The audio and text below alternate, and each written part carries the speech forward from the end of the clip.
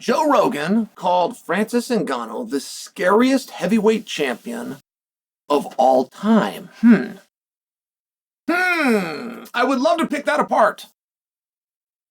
I would love to battle Joe on that point, but I must tell you, I'm a little bit stuck. It's an interesting word that he used. Scariest. That's a very different word than greatest. I suppose you could have a whole bunch of categories for fastest and strongest. We've, of course, already recognized youngest. We've recognized oldest. Some of these things are debatable, but scariest is an opinion, and Joe says scariest heavyweight champion of all time goes to Francis Ngannou. So we've got a category now, guys. You can't just go out and bring somebody in that you think is scary. Scary is the key word. Heavyweight, but they also have to be a champion. It's an interesting claim by Joe. And let me just tell you the order, because I don't know that I can disagree with it. You want to know who was scary, who brought in there was a mystique. There was an actual mystique about him. Brock Lesnar. And Brock did not just do this in MMA. I remember the first time I ever laid eyes on the creature known as Brock Lesnar. There was something called the Big Ten Network. And the Big Ten Network still exists, but this was 1998, 1999, and catching wrestling now is pretty easy to do.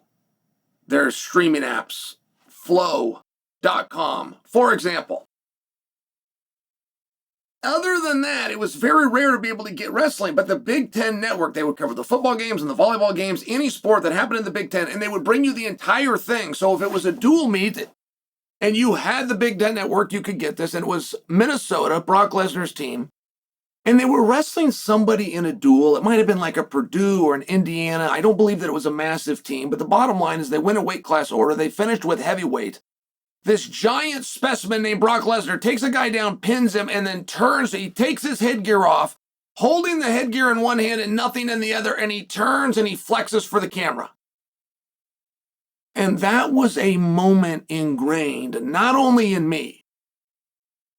Everybody in the wrestling community, which is tiny, and we don't have cell phones back then, we don't have emails, we don't have ways to share this. They're calling each other on landlines. Have you seen this guy? Have you seen Brock Lesnar?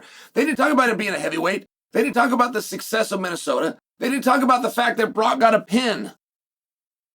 All that was discussed is when he did this flex and there was muscles popping everywhere. And I'm telling you, he became a national sensation in that moment. So fast forward to when you guys saw him, roughly 2010, when you guys saw him in MMA for the first time, and there was a mystique, and it was built, and it was huge, and there was an expectation.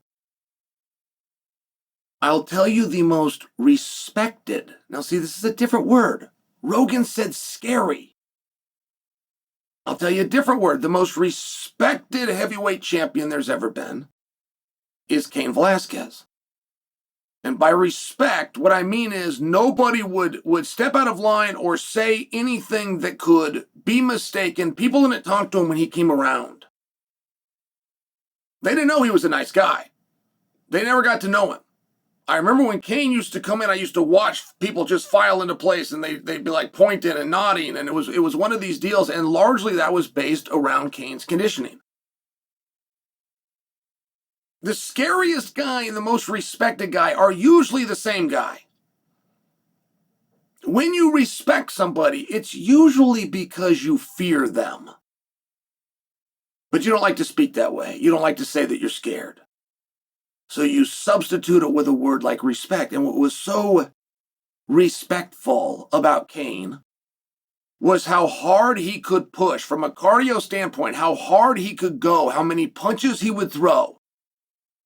It was unknown at that point what it would take to stop him. Is it going to take a good wrestler? Is it going to take a good puncher? Is it going to take a guy who's 240 pounds? Is it going to take a guy 340 pounds? Like, it was all speculation, because all we'd known up to that point is nobody had been able to slow this guy down, let alone stop him.